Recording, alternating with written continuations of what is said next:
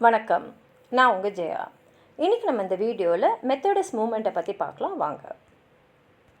இங்கிலாண்டில் 18ஆம் நூற்றாண்டில் நிறைய humanitarian moments உருவாக ஆரம்பிச்சிது. ஹியூமனிடேரியன் மூமெண்ட்ஸ்னால் மனிதர்களுக்காக வேலை செய்கிற இல்லை ஈடுபாடோடு அவங்களுக்காக அவங்களுடைய நிலைமையை எடுத்து சொல்லக்கூடிய மூமெண்ட்ஸ்னு அர்த்தம்.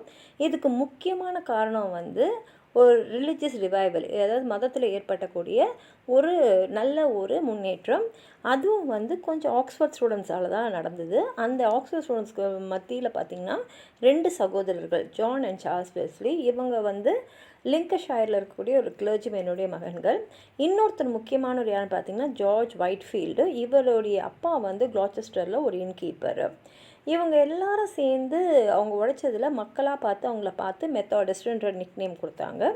இவங்க எப்படின்னா பைபிளில் சொன்ன அந்த நல்ல ஒரு ஒழுக்கமான ஒரு ஸ்ட்ரிக்டான வாழ்க்கையை வாழ்ந்தாங்க. இவங்களுடைய வாழ்க்கையை பார்த்து மற்றவங்களும் இந்த மாதிரி தான் நம்மளும் வாழணும் அப்படின்ற அளவுக்கு இவங்க வாழ்ந்து காமிச்சாங்க. அந்த அளவுக்கு அவங்களோட வாழ்க்கையில் பயற்றியும் மொராலிட்டியும் இருந்தது. அவங்களுக்கு அவங்களோட சோலையும் காப்பாற்றணும், அதே மாதிரி மற்றவங்களையும் கடவுளோட வழியில் நல்லபடியாக வழி நடத்தணுன்ற எண்ணம் இருந்தது. அவங்க ஜெயிலில் இருக்கக்கூடிய பிரிசனர்ஸ் எல்லாம் போய் பார்த்தாங்க. அப்புறம் ஏழை மக்கள் ஆக்ஸ்ஃபோர்டில் இருந்தாங்களே அவங்ககிட்டலாம் போய் அவங்க ப்ரீச் பண்ணாங்க. அப்புறம் ஏழ்மையில் அறியாமையில் இருந்த குழந்தைங்களுக்கெலாம் அவங்க பாடங்கள்லாம் சொல்லி கொடுத்தாங்க. அவங்களுக்கு என்னென்னா கிறிஸ்டியானிட்டின்றது வெறும் வாய் பேச்சால் மாத்திரம் இல்லை, அதில் சொல்லக்கூடிய விஷயங்களெல்லாம் நம்ம வாழ்க்கையில் நடைமுறையில் நம்ம அந்த மாதிரியே வாழ்ந்து காட்டலாம் அப்படின்றது தான். அதே மாதிரி பாவம் மன்னிப்பை பற்றியெல்லாம் மக்கள்கிட்ட நிறைய சொன்னாங்க. இவங்கள நிறைய பேர் சர்ச் ஆஃப் இங்கிலாண்டில் கிளர்ஜிமேன் ஆனாங்க. அதே சமயத்தில் இவங்களுக்கு நடுவில் பார்த்திங்கன்னா ஜான் வெஸ்லி நல்ல ஆர்கனைசிங் எபிலிட்டியாக இருந்ததுனால அவங்களுக்கு தலைவர் மாதிரி இருந்தார். இந்த மூமெண்ட் ஆரம்பித்தது 1729. ஜார்ஜ் ஒயிட்ஃபீல்ட் பார்த்திங்கன்னா அருமையான ஒரு ப்ரீச்சர், நல்ல பேச்சாளர். அவர் நிறைய செர்மன்ஸை இந்த காலரிஸ் ஆஃப் கிங்ஸ்வுட்டில் இருக்காங்க, நியர் பிரிஸ்டல், அவங்களுக்கு சொன்னாங்க. இந்த இடம் ஏன் முக்கியமான இடம்னா அங்கே இருந்தவங்க யாருக்குமே கடவுள் நம்பிக்கையே கிடையாது. ஆனால் இவரோட பேச்சை கேட்டு அவங்க எல்லாமே ரொம்ப ரொம்ப உண்மையான கடவுள் பக்தியுடைய மக்களாக மாறினாங்க.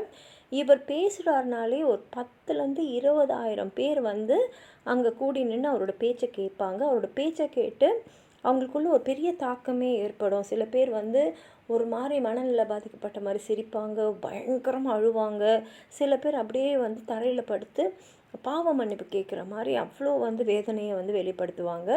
வெஸ்லி பெரிய ப்ரீச்சராக ஒரு 50 வருஷம் அவரோட மிஷினரி வாழ்க்கையில் கிட்டத்தட்ட 40,000 இடங்களுக்கு, பெரும்பாலான இடங்களுக்கு ஒரு குதிரையில் தான் உட்காந்து போவார்.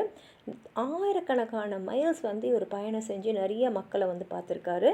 88 வயசு, அதாவது அவர் 1703 பிறந்து 1791 தான் இறந்தார். இந்த 88 வயசில் அவர் ஒரு துறவி மாதிரி வாழ்ந்து அவர்கிட்ட இருந்த எல்லாத்தையுமே ஏழைகள் கொடுத்துருக்காரு. அதாவது அவர் 30 பவுண்ட் சம்பாரித்த காலத்தில், அதாவது வருஷத்துக்கு 30 பவுண்ட் சம்பாரித்த காலத்தில் 28 பவுண்டு தான் அவருக்கு செலவாகும். மிச்சம் 2 பவுண்டை ஏழைங்களுக்கு செலவு பண்ணுவார். ஆனால் அதுவே அவர் 120 பவுண்டு சம்பாரித்த காலத்துலேயும் அதே 28 பவுண்டை மட்டும்தான் அவருக்குன்னு செலவு பண்ணிக்கிட்டு மிச்சம் எல்லாத்தையுமே ஏதாவது ஒரு நன்கொடையாக தேவையானவங்களுக்கு அவர் செலவு பண்ணிகிட்டு இருந்தது பெரிய விஷயம்.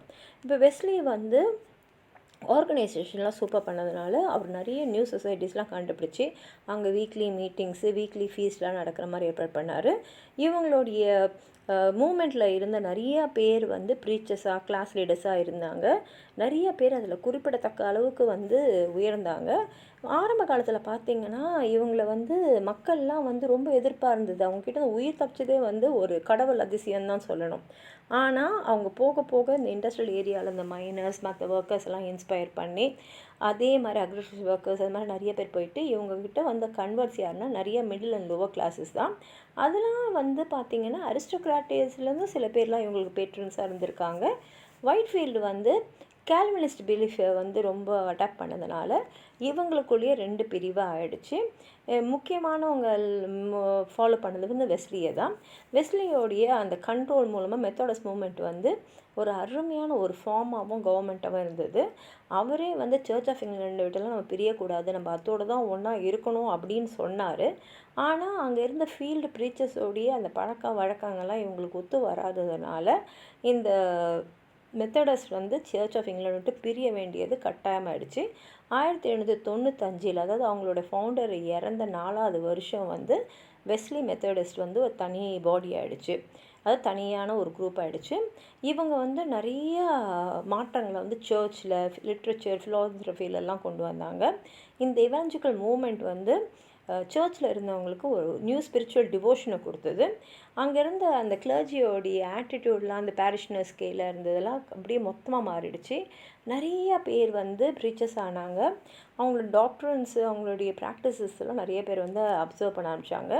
முக்கியமான இவங்கக்கிட்ட பார்த்திங்கன்னா இந்த கேம்பிரிட்ஜ் யூனிவர்சிட்டியில் வந்து அந்த எவாஞ்சலிக்கல் மூமெண்ட்டோட இன்ஃப்ளூயன்ஸ் வந்து ரொம்ப தாக்கம் வந்து ரொம்ப அதிகமாகவே இருந்தது.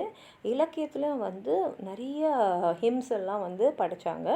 இந்த மெத்தடிஸ்ட் மூமெண்ட் வந்து பரவுனதில் ஒரு புதுமான மக்கள் நடுவில் ஒரு அன்பு, ஒரு கருணை எல்லாமே வந்து ஒரு தாராள மனப்பான்மையோட மக்கள் வந்து நடத்த ஆரம்பித்தாங்க.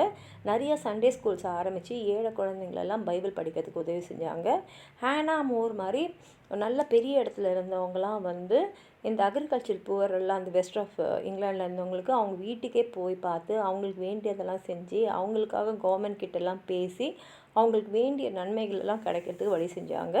நிறைய சொசைட்டிஸ் வந்து ஆரம்பித்து ஏழைங்களுக்கு வந்து எஜுகேஷன் கொடுக்கறது, அப்புறம் ரிலிஜன் அண்ட் குட் மேனர்ஸை சொல்லி கொடுக்குறது, இந்த மாதிரி நிறைய காரியங்களை இவங்க செய்ய ஆரம்பித்ததுனால இன்னைய வரைக்கும் இந்த மெத்தடிஸ்ட் மூமெண்ட்டை பற்றி நம்ம பேசிகிட்டு இருக்கோம். உங்களுக்கு ஏதாவது சொல்லணும்னு நினச்சிங்கன்னா கீழே இருக்கிற கமெண்ட் பாக்ஸில் எழுதுங்க. இந்த வீடியோவை லைக் பண்ணுங்கள், உங்கள் ஃப்ரெண்ட்ஸோடு ஷேர் பண்ணுங்கள். சப்ஸ்கிரைப் பண்ணாதவங்களாம் ப்ளீஸ் சப்ஸ்கிரைப் பண்ணி சப்போர்ட் பண்ணுங்கள். நன்றி.